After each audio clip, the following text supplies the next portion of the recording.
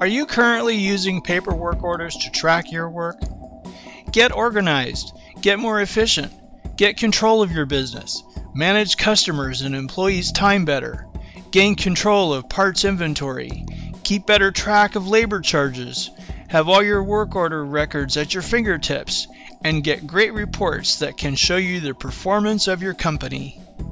Hi, my name is Steven Schuyler, the designer of Work Order Pro for Microsoft Access, and I'm excited to share my product with you. Work Order Pro is ideal for use on a computer network, and when you purchase the software, I can help you set it up. Work Order Pro's most important feature is its security. Since Microsoft removed user-level security from the Microsoft Access environment, I decided to include it in my database. Another important feature of Work Order Pro is its user interface, which I designed to be easy to use and understand. First of all, it's important to understand that only people with admin access user rights can have the ability to add or edit users within the Work Order Pro database. So let's go to the Administration menu. Then we go to the User menu, and you can see that I have several users listed in the database. So let's check out Bob Anderson.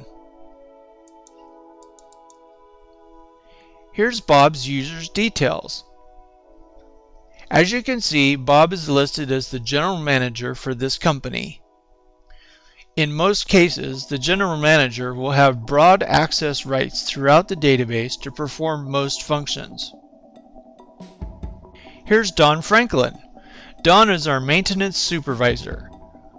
Don will have the ability to manage and update work orders in a way that maintenance workers would not be able to. This is Martha. Martha is our customer service representative. She works in our front office, taking customers at the front counter and answering our telephone. Let's say that we want Martha to work on a special project for us, and we need to give her additional access rights to the database.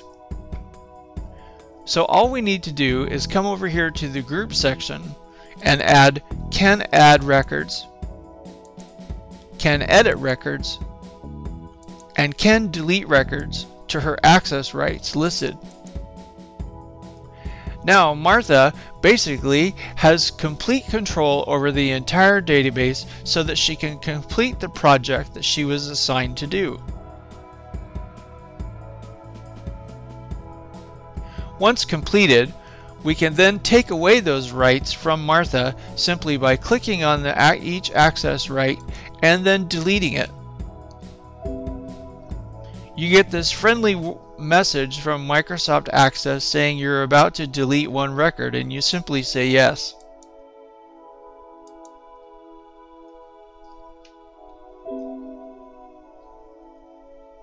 Do that for each access right which you wish to remove.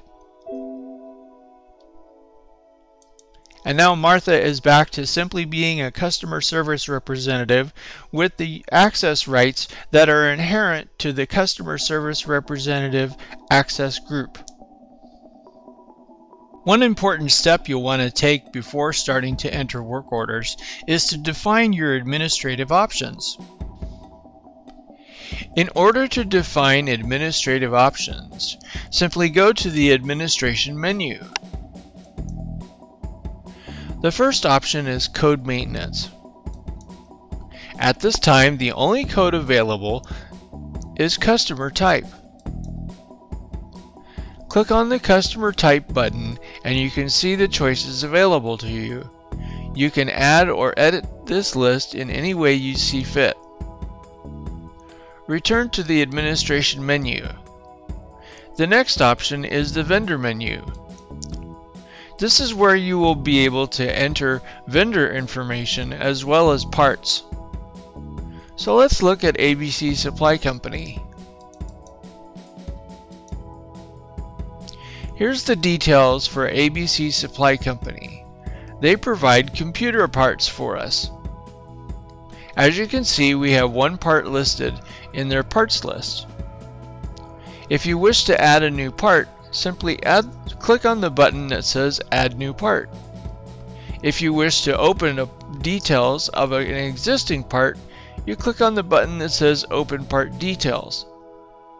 Let's look at the computer fan. Here are the details for the computer fan that we get from ABC Supply Company. We can be able to edit this information at any time without it affecting existing work orders. The last option you'll want to define is your company profile. Here is where you'll enter your company name and address information, as well as your telephone number and your standard labor charge. In addition, you'll want to define your refund policy and your warranty details. I suggest you consult an attorney to make sure that your refund policy and warranty details meet your local state standard guidelines for state law. Once you have configured all of your administrative options and included your vendor information and complete parts list, you'll be ready to enter work orders. As you can see, Martha has logged into the database. Let's say a customer of ours, Bobby Anderson, comes in to have his computer repaired. So let's click on the customer menu. As you can see, Bobby Anderson is listed as a customer in our database. So let's open up his customer record. This allows Martha to be able to confirm Bobby's name, address and phone number, as well as his email address before entering a new work order. Once she's ready to enter a new work order, simply click on the button Add New Work Order. When Martha goes to enter a new work order, you can see that the fields that she has access to are in yellow, so she fills out the work order.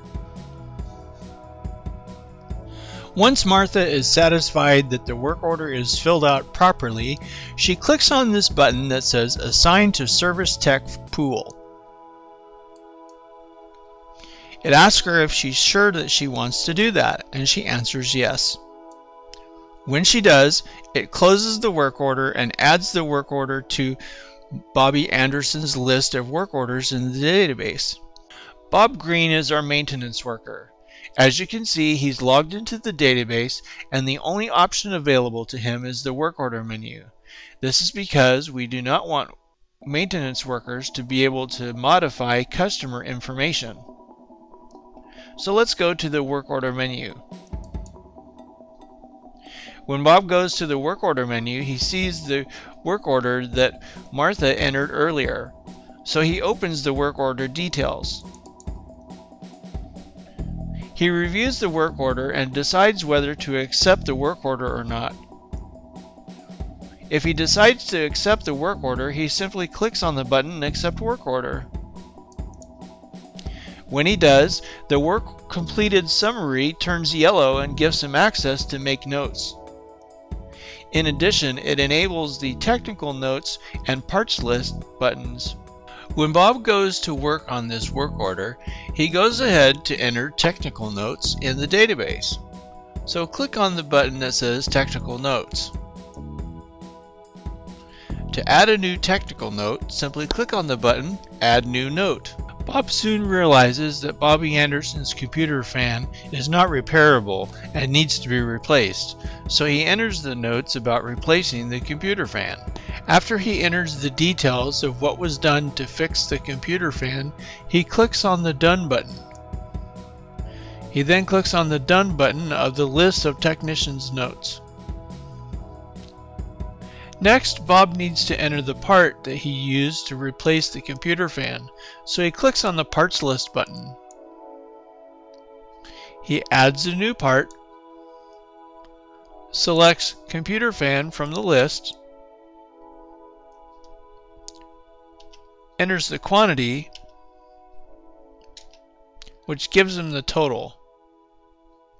He clicks the Done button to add the computer fan to the list of parts for this work order. Next, the technician enters information into the work completed summary. Once he finishes, he clicks on the button Work Order Completed. It asks him if he's sure he wants to complete the work order, and he says yes. Martha, our customer service representative, logs into the database and clicks on the Follow-ups button. She sees the work order that Don Franklin recently reviewed and is ready to be followed up with the customer to find out if the customer has been satisfied with the work that was completed. Martha opens the work order to look at the details and calls the customer. She clicks on the customer snapshot to get Bobby Anderson's phone number. She calls him to check to make sure that the work that was done was satisfactory. Once Martha has completed her follow-up with the customer, she simply clicks on this button marked as followed up. It asks her if she's sure she wants to do that, and she simply says yes. Don Franklin, our maintenance supervisor, now logs in and clicks on the button Review Followed Up Work Orders. He sees the work order that Martha recently followed up with Bobby Anderson and clicks on it and opens it up to make a final review. He looks over the work order to make sure everything is okay. Once he's satisfied that it is correct and is ready to be closed, he clicks on this button marked Closed.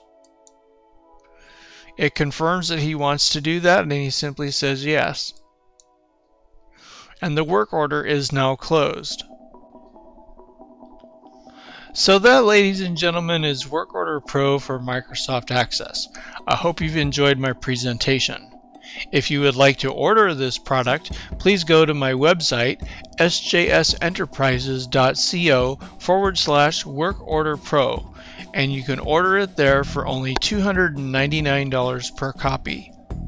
Thank you once again for watching my presentation.